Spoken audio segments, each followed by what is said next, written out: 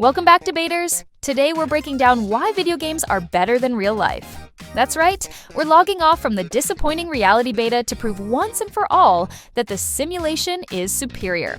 Let's get started before the servers for Outside crash again. Video games offer a reset button for every mistake. In the real world, saying the wrong thing on a first date or bombing a job interview creates a permanent, cringeworthy memory. The consequences are real, and the emotional damage is logged forever. In the superior universe of video games, however, failure is merely a temporary inconvenience. That catastrophic dialogue choice that offended the entire Elven Council, just reload the last save.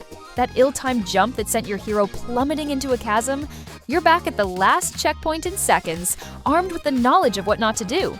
Video games provide an infinite supply of do-overs, turning every blunder into a simple data point for the next attempt.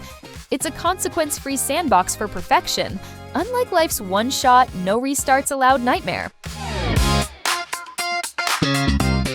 The laws of physics are optional, not mandatory. Real life is governed by a tedious set of rules called physics, relentlessly enforced by a killjoy named gravity.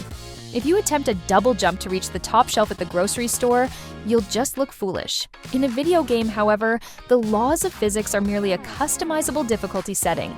You can leap across impossible gaps, survive falls that would turn a real person into a fine paste, and carry an entire arsenal in your back pocket without affecting your posture. It's a world where rocket jumping is a legitimate form of transportation, and absorbing a fireball is a minor inconvenience. Video games understand that reality's strict adherence to things like terminal velocity and conservation of mass is just plain boring. They give us a universe where fun is the primary force. All right, pause the debate. We've given you our reasons, now we want yours. Drop your most savage or hilariously accurate reason why video games crush reality in the comments below. The absolute best arguments will be crowned champions in a future Users Edition. Don't hold back. We're reading every single one. You can actually afford a house, a castle, or a spaceship. In the real world, the dream of homeownership is a cruel joke told by previous generations, involving soul-crushing debt and giving up every small joy for a down payment. Video games, however, see property as an achievable and rewarding milestone. A few hours of completing quests, slaying some moderately sized monsters, or delivering packages across the galaxy, and you're handed the keys to a majestic fortress or a high-tech apartment. Whether it's a sprawling estate in Skyrim, a cozy farmhouse in Stardew Valley, or a capital-class starship, your dream home is within reach. The most stressful part isn't the mortgage. It's deciding where to display your legendary loot. Video games offer a power fantasy where you can build a real estate empire without ever speaking to a loan officer. Character customization beats the genetic lottery every time.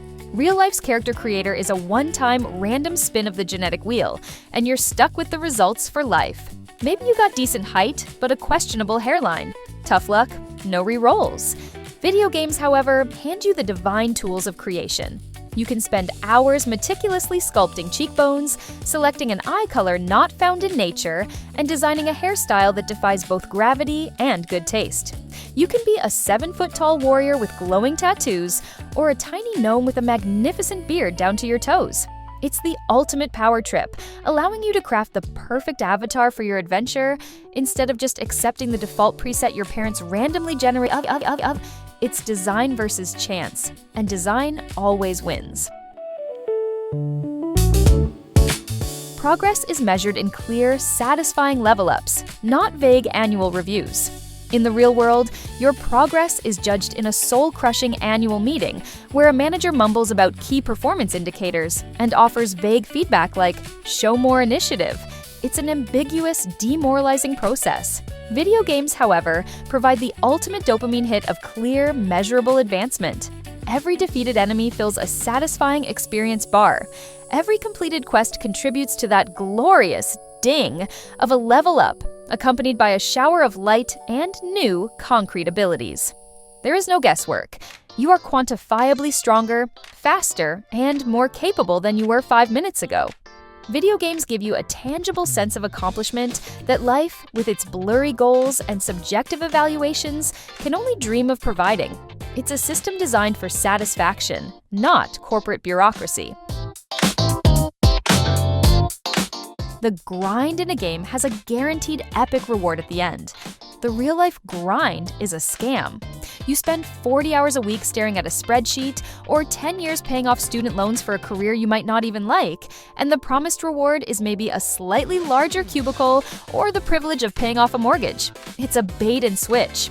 In video games, the grind is an honest, unbreakable contract. Slay 1,000 slimes, you get the legendary Slime Slayer sword guaranteed. Spend hours collecting rare herbs, you craft the potion of ultimate power, no questions asked. The game acknowledges your effort with tangible, awesome rewards, not a pizza party for meeting quarterly goals. It's a world where hard work actually, demonstrably, and epically pays off every single time. You can pause reality whenever you need a bathroom break. Real life has a critical design flaw. There is no pause menu. You're trapped in a relentless, unceasing flow of events. If your bladder decides to stage a revolt during your boss's endless presentation or in the middle of a wedding ceremony, you just have to suffer in agonizing silence. Video games, however, extend a basic courtesy that reality refuses to grant.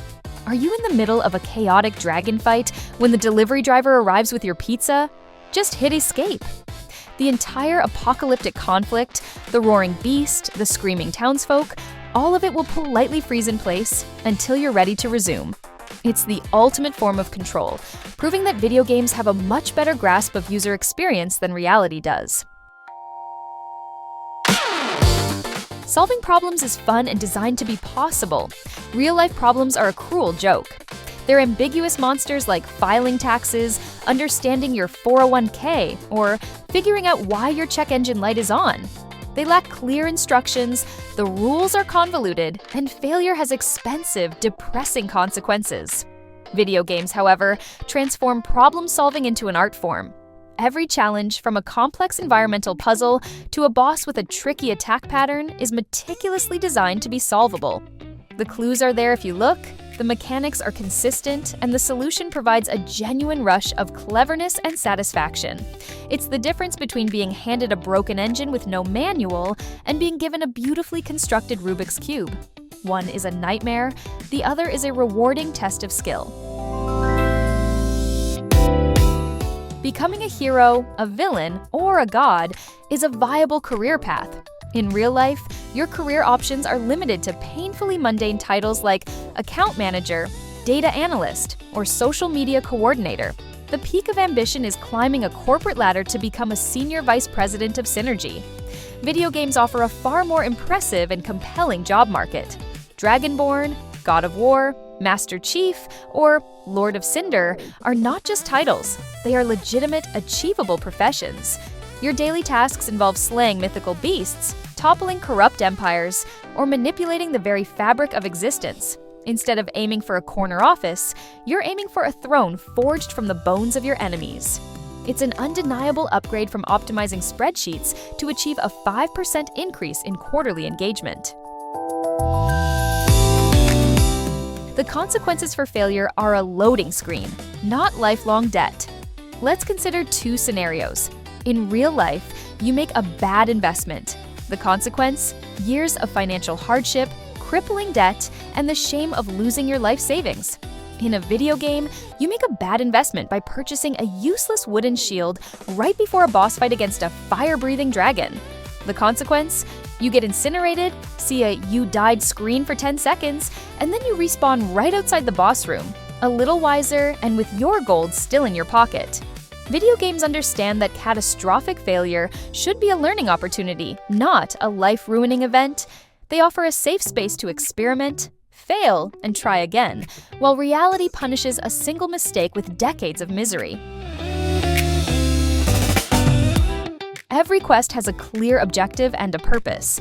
Real life is a confusing mess of vague, open-ended quests like be happy, find a fulfilling career, or clean the garage eventually.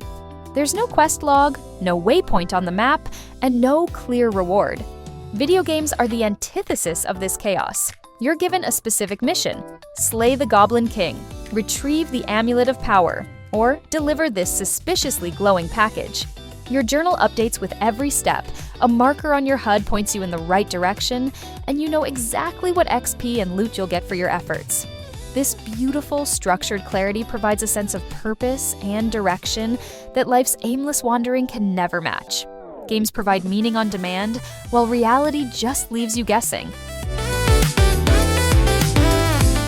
The community is built on shared passion, not forced proximity. Real-life communities are often a random assortment of people you're stuck with due to geography or employment, your nosy neighbors, your annoying coworkers. Your only shared interest is complaining about the property tax or the broken coffee machine. Gaming communities, however, are forged in the fires of shared passion. You connect with people from across the globe based on a mutual love for a specific world, a shared desire to conquer a raid boss, or a collective appreciation for a brilliant strategy. These bonds are chosen, not forced. It's a self-selecting group of people who instantly understand a core part of your interests, creating a foundation for camaraderie that is far more genuine than any awkward office icebreaker could ever hope to achieve. You can mute the annoying people. In the real world, you are a captive audience to an endless stream of unsolicited opinions, bad jokes, and painfully loud phone conversations.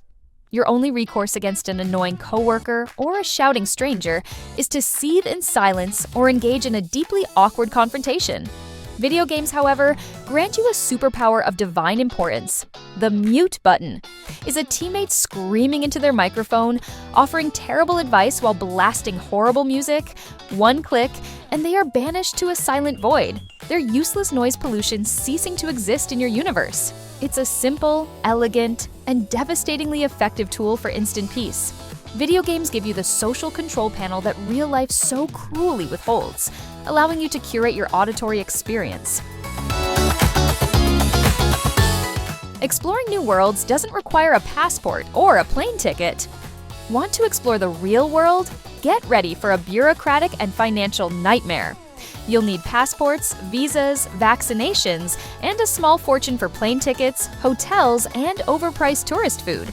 You'll endure jet lag, lost luggage, and the crushing disappointment that the famous landmark is much smaller in person. In a video game, exploration is seamless, affordable, and infinitely more spectacular. One moment you're trekking through a bioluminescent alien jungle, the next you're navigating the haunted corridors of a gothic castle, or soaring through a vibrant, futuristic metropolis. All it costs is a bit of electricity.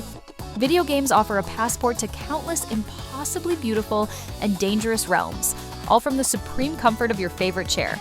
It's maximum adventure with zero travel hassle. The narrative is always more interesting than your daily commute. The plot of an average day in real life goes something like this: wake up, sit in traffic, work, sit in traffic again, eat, sleep. It's a boring, repetitive script with no character development or rising action. A video game's narrative, by contrast, is an epic. You are the chosen one, the last hope for a dying kingdom, an unlikely hero caught in a galactic conspiracy, or a lone wanderer in a post-apocalyptic wasteland. Your commute involves riding a dragon or piloting a starfighter, not inching forward on a congested highway. The stakes are saving the universe, not making it to a meeting on time. Video games provide a story where you are the central, indispensable character, making life's mundane plotline feel like a poorly written prequel. Failure is a learning experience, not a source of crippling shame. In real life, failure is a public spectacle. You fail a test, miss a promotion, or go through a bad breakup, and it's accompanied by judgment, shame, and a lasting impact on your self-esteem. It's a personal flaw to be hidden. In video games, failure is simply part of the gameplay loop. It's expected. When you die to a boss for the 10th time, you're not filled with shame, you're filled with data. You've learned its attack patterns, you know when to dodge, and you're ready for the 11th attempt. The game actively encourages you to fail and learn, framing it as the only path to mastery. It's a healthy, productive relationship with error that makes you more resilient, unlike reality's punitive system. The rules are consistent and apply fairly to everyone.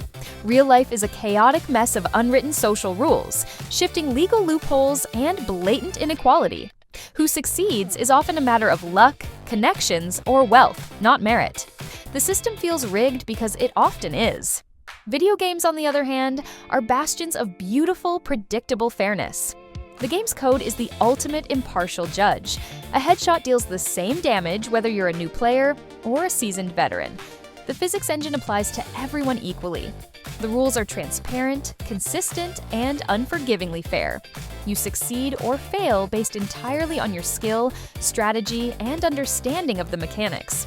It's a true meritocracy, a perfectly balanced world that makes the arbitrary unfairness of reality look like a broken beta test. You can skip the boring dialogue. Real life forces you to endure an endless barrage of pointless conversations. You have to feign interest in your coworkers' vacation photos, listen to a long-winded story from a relative that has no punchline, and sit through hours of tedious corporate speak in meetings. There is no escape. Video games, however, respect your time. They offer the single most liberating feature ever conceived: the skip button. Is an NPC droning on about the local harvest for the 5th time? Skip. Is the villain monologuing about his generic evil plan? Skip. You can cut straight to the action, absorbing only the crucial plot points and bypassing all the fluff. It's an act of mercy, giving you control over the narrative pacing in a way reality would never dare. The soundtrack to your life is an epic orchestral score. The soundtrack to real life is a disappointing mix of your upstairs neighbors stomping, the distant wail of a siren, and that one song from the radio that's been stuck in your head for 3 days. It's chaotic, mundane, and rarely inspiring. In a video game, your life is accompanied by a breathtaking, context-sensitive score composed by masters of the craft. A gentle, melodic theme plays as you wander through a peaceful village. Tense, rhythmic drums build as you sneak into an enemy fortress, and a thundering, epic orchestral arrangement kicks in the moment you draw your sword for a massive battle. It elevates every moment, transforming a simple walk into a heroic journey. Video games ensure your actions are always backed by the perfect, emotionally resonant soundtrack. Mastering a new skill takes hours, not decades. Want to become a master swordsman in real life? Prepare for decades of grueling, expensive training, constant practice, and the high probability of serious injury. Want to become a master chef? That's years of culinary school and working your way up from washing dishes. Video games streamline this tedious process into a pure, concentrated experience of rapid improvement. You can go from a clumsy novice who can barely swing a sword to a legendary blade master in a matter of hours. By allocating a few skill points, you can instantly learn ancient magic or master advanced engineering.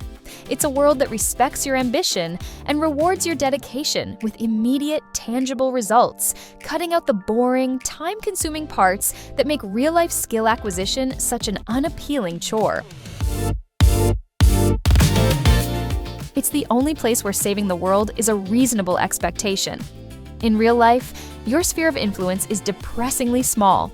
The best you can hope for is to recycle diligently, vote in local elections, and maybe convince your uncle that his conspiracy theories are wrong. Your grandest ambitions are scaled down to manageable, insignificant goals. Video games, however, don't just allow for heroism, they demand it.